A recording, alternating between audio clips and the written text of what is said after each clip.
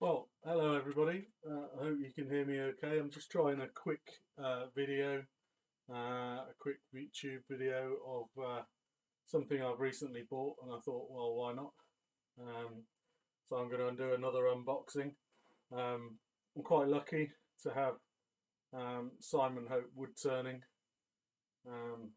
close to me. That's hopewoodturning.co.uk, and as a result, I pop in there relatively regularly, or I should say from time to time, and have a good chat with Simon. I've been wanting a bigger chuck for a while, so I've been selling a number of bits of kit that is unwanted in my workshop and from a storage facility, and that kit has allowed me to sale of that kit has allowed me to purchase a new chuck. You might have seen recently I've been turning some quite gnarly pieces of wood, and I have some even larger pieces of wood that I'd like to turn. That being some monkey puzzle, and that monkey puzzle is 18 inches in diameter and about 16 inches long at the moment, and it weighs quite a lot. So I needed, I think, something a bit more than the VM120 chuck or the Record Power 4000 chuck that I have. They're both just less than 100mm chucks, 96mm in diameter, and they're both pretty similar in design. In fact, I don't know what the legalities around chuck design is, but certainly all the dimensions of these two chucks, you wouldn't be able to tell them apart by eyesight, I wouldn't have thought. Certainly I can't, just by looking at them side by side, purely by seeing that this one's made in Australia and has a Vicmarc logo engraved into it, and this chuck is a Record Power chuck, and when you take it off, it's got exactly the same lines, exactly the same grooves in the carriers, but it says Record Power. So this one happens to be a 35 M33 3.5 chuck. This one is a 3/4 16 TPI chuck that I've had to put an adapter into. This is an adapter that changes steps down from M33 3.5 down to 3/4 by 16 TPI, which isn't ideal for heavy work holding, but actually it seems to hold up pretty well. But what it does do is it does create quite a distance away from the headstock, which although it's solid and relatively steadfast, it could introduce some instability in the workpiece, and also from my perspective, if I was holding larger pieces, hi Andy H, doing something a bit different. If I was holding a workpiece, it doesn't allow me to fit the collar, the safety collar onto the piece that prevents work when you under braking screwing themselves off. So it's not ideal. So I have been using this chuck for my bowl mounts recently, with my bowl jaws, my coal jaws, which I fit onto that there, 365mm Vicmarc coal jaws. But yeah, so basically the main event, I guess, is this new Vicmarc chuck that I've got hold of, and I just want to open this up and share. It will be a nice shiny chuck, Ian. This one's my current Vicmarc, and that's got the 74mm.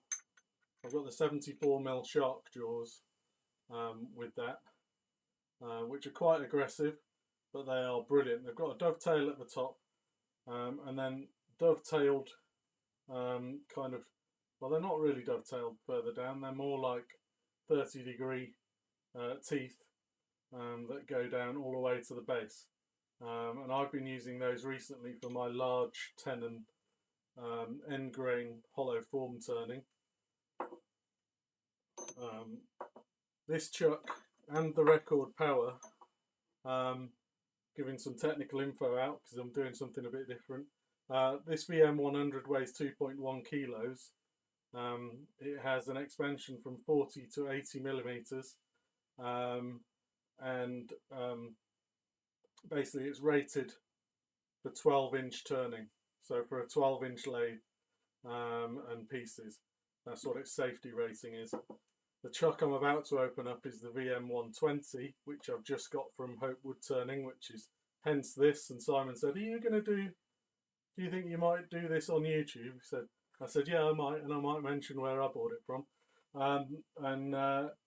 So this is from Hope Woodturning. To compare, this weighs 2.1 kilos, 40 to 80 mil expansion. The VM120 weighs almost twice as much. It's 3.9 kilos, and its expansion rating is 55 to 110, and it's rated for 20-inch work pieces. Okay, so here we go. So what you do get in here, and this hasn't come out yet, obviously you get a bit of a manual, and I might just regurgitate a bit of that as we go along, but you get the obligatory T-bar. I think this is slightly larger. Yeah, this T-bar, everything's slightly larger with the VM120, so I'm going to need to create some new racking. But as you see, it won't fit into the VM100. Didn't realise that. That's a little bit painful. And then we've got the obligatory nuts screw. So let's have a look. Let's hope. Yeah, and look, that doesn't fit the nuts either that secure the jaws in. So everything's uprated by the look of it on this chuck, which is good, but it does mean I have to create more space. Hey David, I thought I might try and do it just a little bit earlier, see if you were able to turn up. So the VM120. So this is a beast, I think. So that's all that's in the box. There's nothing else in the box. A massive chuck, which I'm just going to put down here, and I shall close the box and we shall try and do this on top of the box.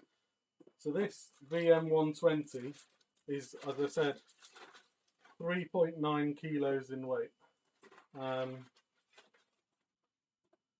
Now it is a beast. If we hold the VM100 side by side, or on top, you can see that 20 mil counts for quite a lot. It's basically 10 mil depth and 20 mil diameter across the diameter. So it's a fair old hefty beast. It's the same as all the self-centering chucks. It grips internally and externally. It's for round and square work. Has a hollow centre, so I can get my boring items straight through, and there'll be no issue if I want to do lamp posts or lamps or any kind of turning that requires it. It's got the safety collar fitting, which was the key safety feature that I wanted that I don't have on my record power. So if anyone wants a brand new record power, pretty much with a 3/4 16 TPI, give me a shout, because that'll be going on the market soon. And it actually fits to the lathe tighter. This is an adapter, but this is the right kit. It's not an extension adapter. This is the adapter that is used in all of the backs of the VM100s, but it also has a secure collar and a grub screw fitting in order to secure this to the lathe so that the momentum of forces can't pull it off. But this is the main guide. This is £245 from Hope Woodturning, including VAT. but plus shipping, and I imagine shipping's not cheap for something of this weight. Additional bowl jaws come in about 70 quid a piece for this. I need to get some more shark jaws, and I'll be procuring the 88mm shark jaws from Simon at some point for when I turn that massive piece of monkey puzzle that we've recently I recently showed some pictures of.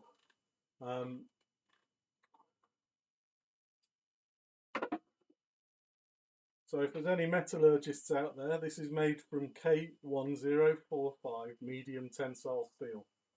No idea what that means, guys, but I'm assuming it's good because it's in the manual. It has the obligatory 24-point indexing, which I believe Axminster have removed from some of their chucks.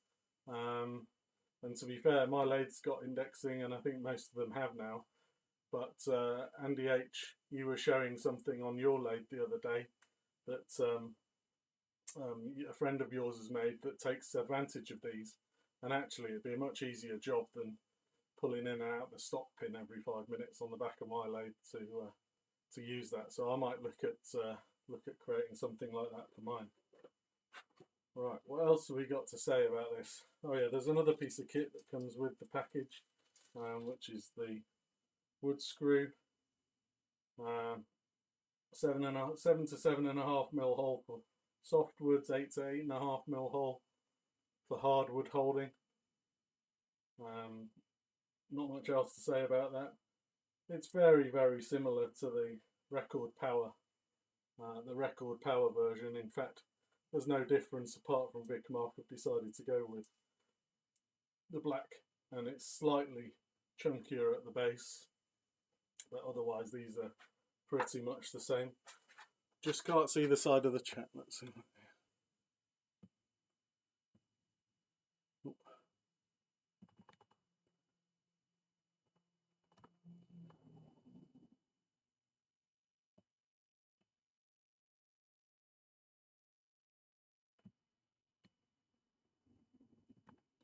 That's it. I just couldn't see that.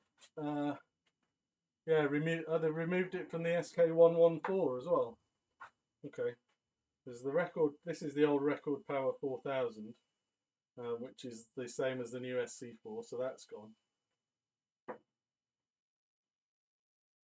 We've still got it on the back of the VM100. This is only a few months old, so and it's it's new stock, so it's not an old chuck. And yeah, they've kept it here. They've kept it round the edge and on the back.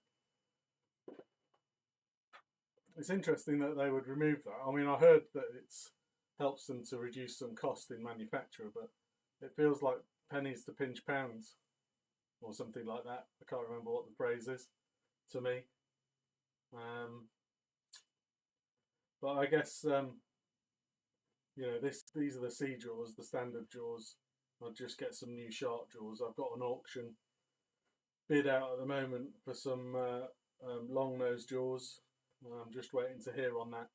But as I said earlier, I don't know if anyone was on my unboxing the other night, but look at me patting it and loving it, lovely. On my unboxing the other night, I actually got an APTC Toolmech chuck with my recent Vicmarc VL100 purchase, and I've managed to sell that for £100, and that's funded quite a large proportion of this. So along with a couple of other pieces that I sold, so I'm quite happy about that. What else have I got to tell you about this piece? Not a lot, actually. I think I've covered most of it. I'm not intending this to be a very lengthy session. Has anyone got any questions about it? Otherwise, I think I might call this my fastest ever live stream, and I can go and have some Sunday dinner. If you're wondering what this is, and I don't know whether you've seen me use this before, this is a Weidemann sphere turning chuck. It has a couple of inserts in here. It allowed me to turn things like this. So I've been turning and boring out the puzzle ball. These marks are where I haven't had it turned. I haven't had the threaded top turned down quite as much as I should have done, but basically put that on there. We'll give it a good twist, and you use your live center, put your live center into the middle of this chuck, and Bob's your uncle. You've got a over-engineered but extremely secure piece of work. The price of this is astonishing, but there you go. And the reason I borrowed that from Simon Hope, because my homemade effort, which works, is a little bit more scary to use than this heavily engineered piece of kit from Germany. But this is eye-wateringly expensive. I think this comes in nearly 450 to 500 pounds just for this, as you see it. So 2 bits of ply, a ring of ply at the top, a ring of ply insert in the back, and the 2-piece chuck. Oh, and two grub screws, 450 to 500 pounds.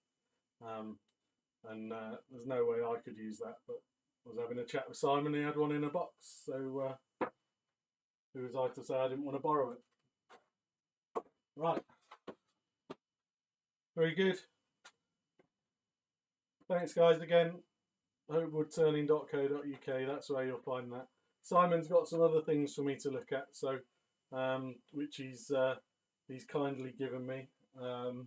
So over the coming weeks, I may well be demoing a few things, and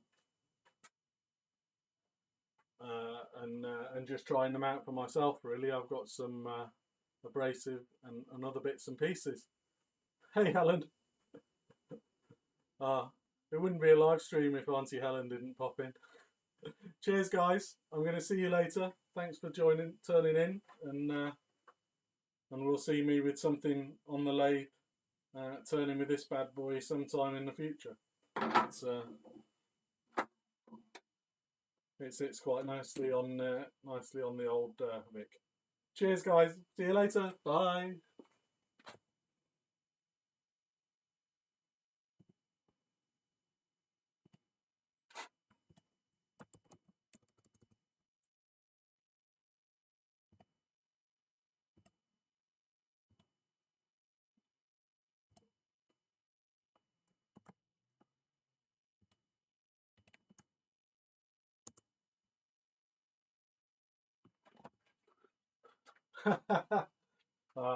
Well, I don't believe there's any advertising money. If there is, you're welcome to pass it my way. Anyway, Tommy, see you later, mate.